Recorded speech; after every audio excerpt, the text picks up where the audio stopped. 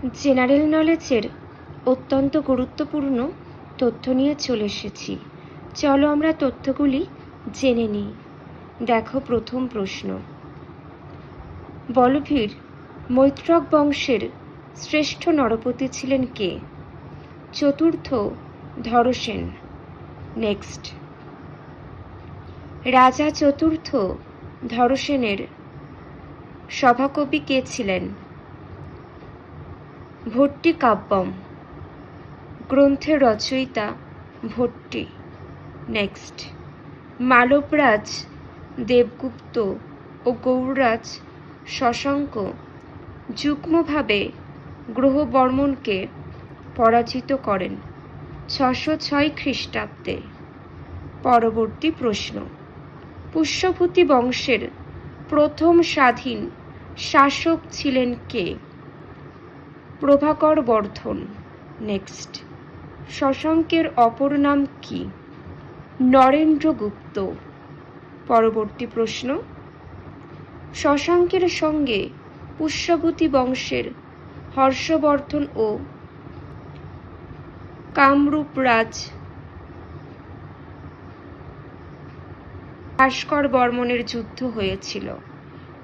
পরের প্রশ্নটি তোমরা দেখে নাও। দেখো, ধর্মবিজয়ী, দেখে নাও, ধর্মবিজয়ী ও সত্যনিষ্ঠ যুধিষ্ঠিরের সঙ্গে তুলনীয় যে বকাটক রাজা, কোন রাজা? প্রথম পৃথিবীসেন। পরের প্রশ্ন দেখো, চালুক্য রাজবংশের প্রকৃত প্রতিষ্ঠাতা হলেন কে? দ্বিতীয় পুলকেশী।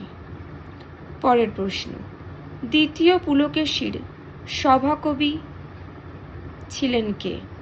দ্বিতীয় পুলকেশীর সভাকবি ছিলেন আইহোল প্রশস্তি রচয়িতা রবি কীর্তি।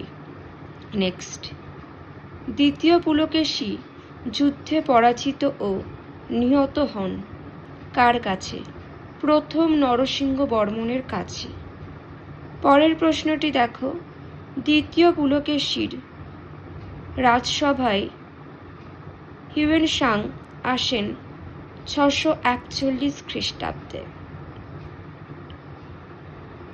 পরের প্রশ্ন দেখো,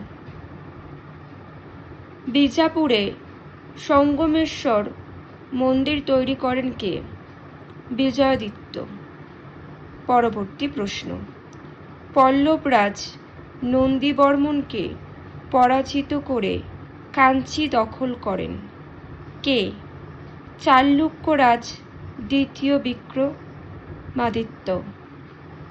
পরবর্তী প্রশ্ন, তৈলকেশ্বর মন্দির নির্মাণ করেন বিক্রমাদিত্যের স্ত্রী, তার নাম কি? ত্রৈলোক্য মহাদেবী।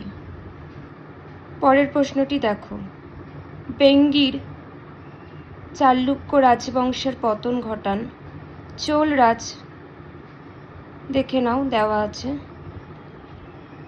পরবর্তী প্রশ্ন, বিক্রমাঙ্কদেব চরিতের লেখক বিলহন এবং মিতাক্ষরা গ্রন্থের রচয়িতা বিজ্ঞানেশ্বর ছিলেন ষষ্ঠ বিক্রমাদিত্যের রাজসভার পণ্ডিত। নেক্সট, সিংহ বিষ্ণুর সভাকবি ছিলেন কে? দেখে নাও, উত্তরটি দেওয়া আছে। পরের প্রশ্ন, পল্লব রাজবংশের সর্বশ্রেষ্ঠ রাজা ছিলেন কে? প্রথম নরসিংহ বর্মণ। এটা খুবই গুরুত্বপূর্ণ প্রশ্ন, ডবল স্টার দিয়ে রাখতে পারো। নেক্সট, মত্তবিলাস প্রহসনের রচয়িতা কে? প্রথম মহেন্দ্র বর্মণ। পরবর্তী প্রশ্ন দেখে নাও তোমরা।